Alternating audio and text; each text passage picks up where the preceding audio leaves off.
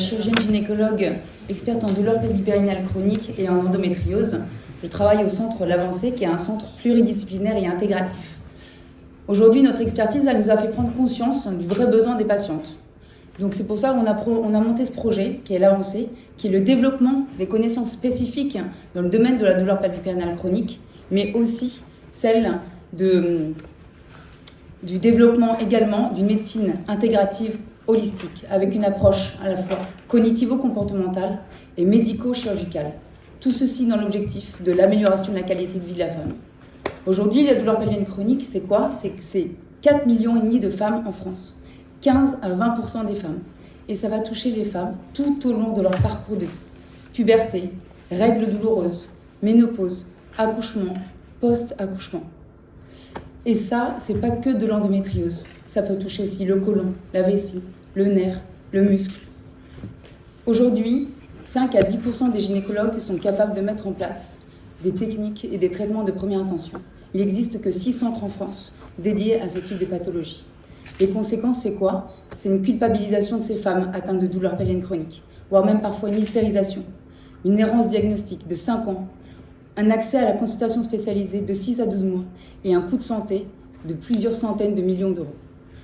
Aujourd'hui, notre solution, c'est quoi? C'est la création d'une équipe nationale, pluridisciplinaire, intégrative, qui serait labellisée, qui comprendrait des médecins, mais des paramédicaux et des techniques alternatives également. Ils partageraient tous ensemble une formation initiale et continue de qualité, un outil numérique, une plateforme numérique de coordination, de recherche et d'accompagnement du patient, et surtout une valeur commune qui est l'objectif, l'amélioration de la qualité de vie de la femme. Ceci va permettre de diminuer l'errance diagnostique de ces femmes, l'accélération rapide de la recherche dans ce domaine et l'innovation de thérapeutique.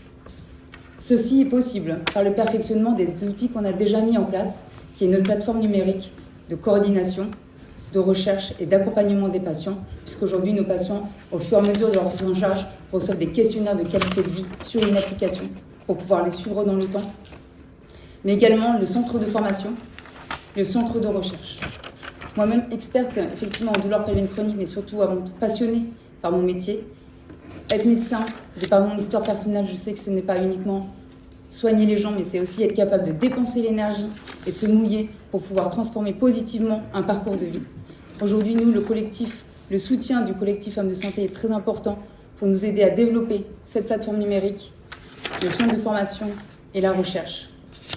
On a besoin effectivement de financement, mais aussi de rencontres avec des praticiens, de rencontres avec des instituts de recherche, de rencontres avec des laboratoires qui ont envie de travailler dans le domaine de la douleur pelvienne chronique.